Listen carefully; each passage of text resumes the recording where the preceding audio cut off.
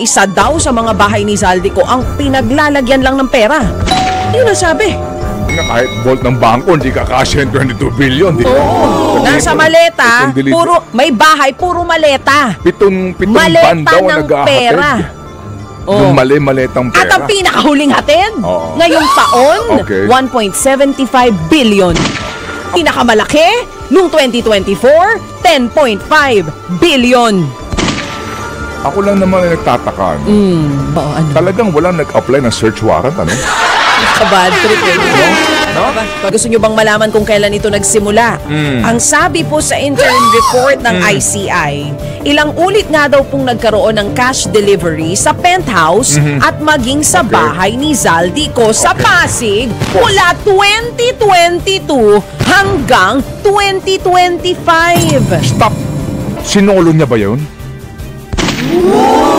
Bakit pareho As tayo in, ng utak? sinolo ba lang yun ni Zaldico? Sabi ko kanina na narinig ko yung balita dito. Wala bang...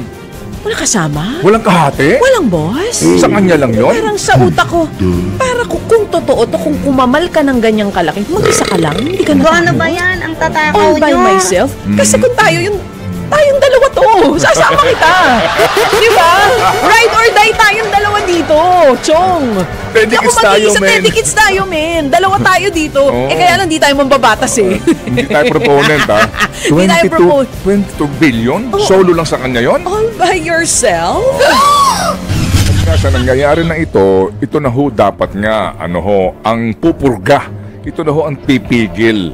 Para hindi na maulit. Hindi po ba? Kaya nga, ngayon, mga kapatid, nagsabi ng Ombudsman November 25, so before November 30. Yung pagsasampa sa Sandigan Bayan. Kasi, tandaan po natin yung sinasabi ng ICI na paghahain ng reklamo sa Ombudsman, preliminary pa lang yun, ha? Hello, hindi pa ho kaso yun. Hindi pa practically kaso yun, ha? Alright, preliminary pa lang yun. Ang actual na kaso, either kapag po ang salary grade ay below mababa 27, dito, yan po ay sa RTC. Kapag mas mataas, Sandigan Bayan.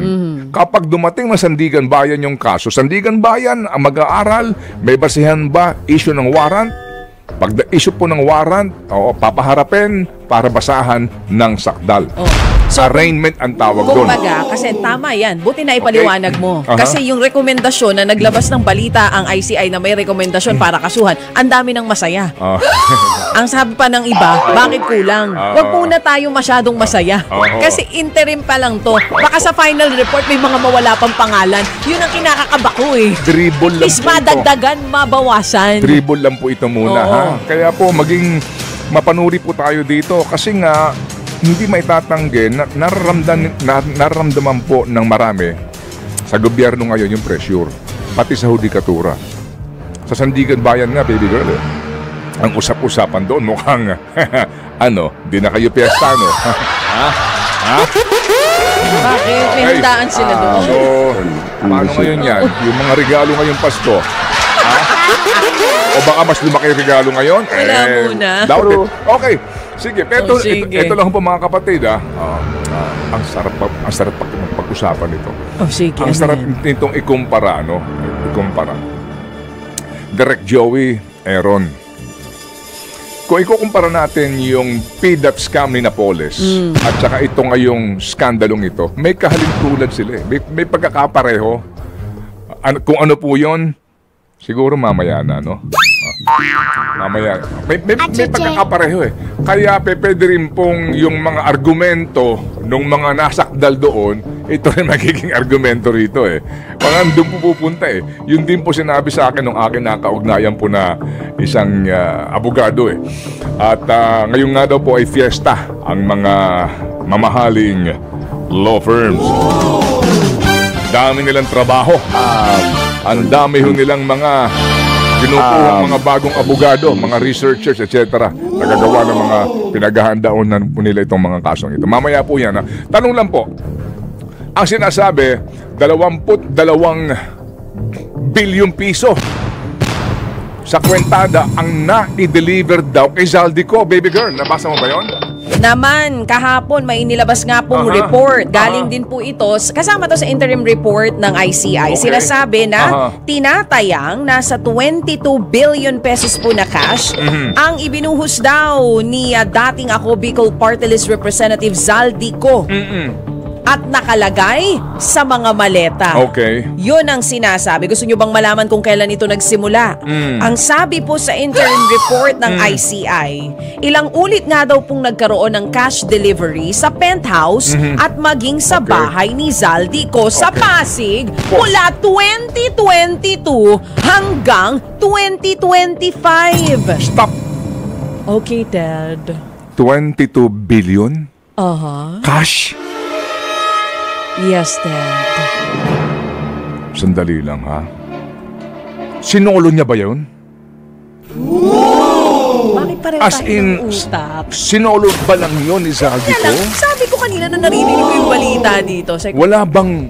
Wala kasama? Walang kahati? Walang boss? Sa kanya lang yun? Parang sa utak ko, para kung totoo to, kung kumamal ka ng ganyang kalaki, mag-isa ka lang, hindi ka na Ano ba yan? Ang tatakaw all by nyo. myself. Kasi kung tayong dalawa to, sasama kita. Di ba? Ride or die tayong dalawa dito, Chong. Hindi ako Tedikits tayo, mag-iisa, men. tedikits tayo, men. Dalawa tayo dito. Oo. Kaya lang di tayo mambabatas eh. Hindi tayo proponent, ha? Hindi tayo 22 billion? Solo lang sa kanya yon? All by yourself? Pero sandali lang. Ito ang tanong dito, ha? Ngayon pa lang po. Bakit? Sino ba ang actual na tumanggap ng pera? Nako, magandang tanong yan. Yan. Oo. Dito po sa interim report, mga kapatid, Merong ng go-between? ICI, may Paul Estrada na nabanggit. Si Paul para si Peng. Sino si Peng? Sino taga Bulacan? Okay, oo nga. Ha? Ang dami na kasi mga characters. Okay, anyway, Si Paul sige. Estrada ang tumanggap. Pero ito, dito ka. No. Doon kasi sa PDAF walang acknowledgement receipt, Ano kaya di ba? amoy ng pera kapag 22 billion na nada sa bahay ko? Oo. Tsaka Ano direct, 22 billion yung naharap ng dami ng pera, Ito pang matindi, partner. Napatotohanan din sa interim report sinasabi. Di kayo naka-face mask ka na noon, ano? Hindi pa. Di ba Hindi. masangsang na yung amoy noon ng Hindi, 22 billion? Hello, hindi. Gusto nila yung Kasi amoy na yun. maano to, malulutong to na tagi-1,000 galing sa bangko ito. Hindi ito yung galing Sino sa may palengke. Sino may sabi sa'yo? Nakita mo ba? Hindi naman. Feeling ko lang. Sige, okay. Oo. Ah. Napatotohanan na dito sa interim report ang sinasabi. Totoo daw na isa daw sa mga bahay ni Zaldico ang pinaglalagyan lang ng pera. Yun ang sabi. Kasama yun dito. Kasi nga kahit vault ng bangko, hindi kakasya yung 22 billion, di ba? Oo. Sabihin Nasa mo, maleta, itong delete- may bahay, puro maleta. Pitong van Maleta daw ang ng nag-ahatid. pera. Yung maletang pera. At ang pinakahuling hatid, Oo. ngayong taon, Okay. 1.75 billion. Ako lang naman nagtataka, girl, no? Ang pinakamalaki, noong 2024, 10.5 billion. Ako lang naman ang nagtataka, no? Sa ganyan mga usapin na pumutok itong iskandalong ito. Oo, ano? Talagang walang nag-apply ng search warrant, ano? Kabad trip eh. Ano No? ba? Ikaw naman. Para kang bago ng bago. Nagulat ka nga kahapon eh. Wala pang, hindi pa naka-freeze, di ba? Okay. Hindi Anyway, kasama yung mga eroplano. Tamang oras muna!